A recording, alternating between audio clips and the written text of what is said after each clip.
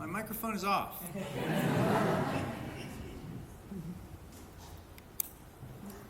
Thank you very much.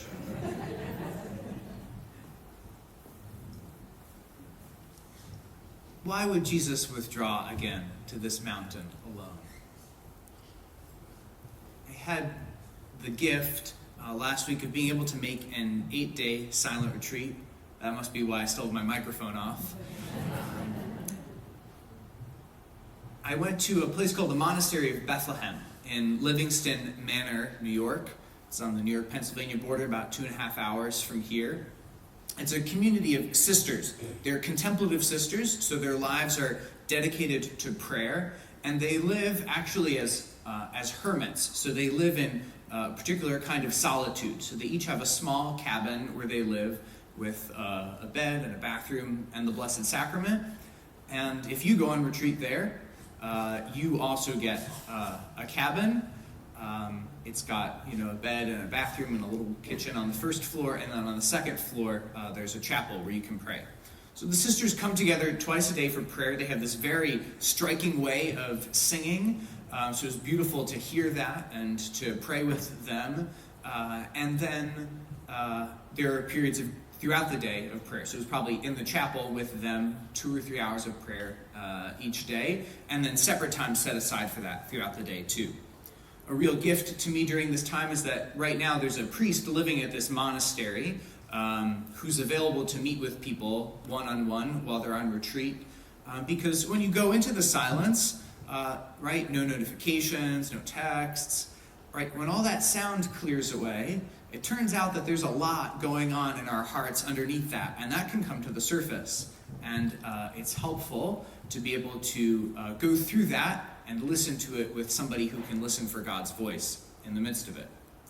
Another huge gift to me in the midst of this is that I actually have a friend named Hannah who entered this community earlier this year. Before Hannah was a contemplative hermit, she worked in cybersecurity in Washington, D.C. She's really, really smart. And just in the midst of this very successful career in the world, experienced this kind of deeper call to prayer and to union with God. And about midway through the week, there was a little note that showed up on the porch outside my cabin from Hannah that said, I asked for permission from my superior, and she said I can talk to you on Sunday afternoon.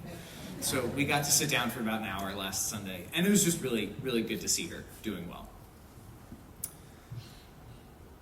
But my biggest takeaway from this time was this.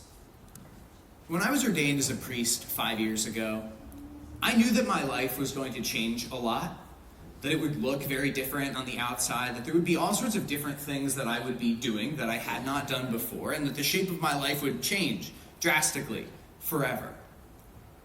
But I kind of thought that my interior life, my life of prayer, would keep being the way it had always been. That I would pray the Psalms regularly, the Liturgy of the Hours that priests and deacons pray every day, that I'd pray the Rosary regularly and have time each day in Eucharistic adoration.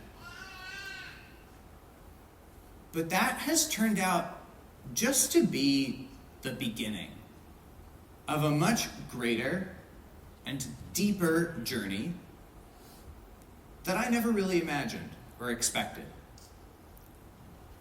In our tradition, we talk about something called the heart. We mean that in a figurative sense, not the thing that your doctor measures.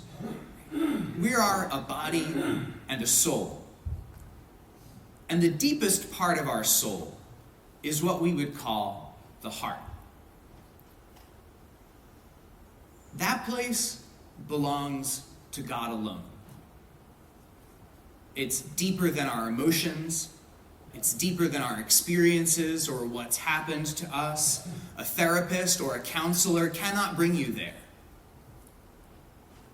And if we're baptized and we're in a state of grace, which just means that we've gone to the sacrament of reconciliation and don't have any grave sin in our life, God lives in that place, at the deepest part of us. And he wants really to make it his home. I wouldn't normally say something very personal like this in a homily, but Father James, this priest who was there, he really encouraged me. He said, you need to tell your people this. So I'm being obedient. Especially through the experience of going and being in silence with God, I've learned that there's a kind of friendship, a closeness with us that he wants, and that I have in prayer discovered a kind of closeness with God that I never really imagined was possible. And Father James said, say this: as your pastor, I want you to know that this is possible for you too. God wants the whole world to know about this place he has created deep within us where he wants to live. So where does that leave us? If we acknowledge this place, the heart, if we start to let God clear away what's keeping us from it, if we let him live in it, then we can give him the stuff of our life, even if it doesn't seem that interesting. Maybe it doesn't seem like enough. Maybe it just seems like, I don't know, Lord, all I've got is 2 pieces of dried fish and some bread. How's that adequate to the world's needs? How could you do anything with that? If we give him this place, he can make our life enough.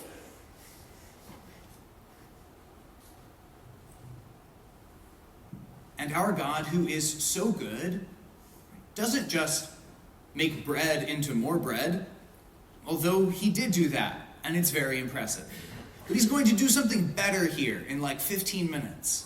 He's going to take bread and make it into himself, his body, and wine, and change it into his blood, so that he can be with us in this deep place of our heart where he wants to live.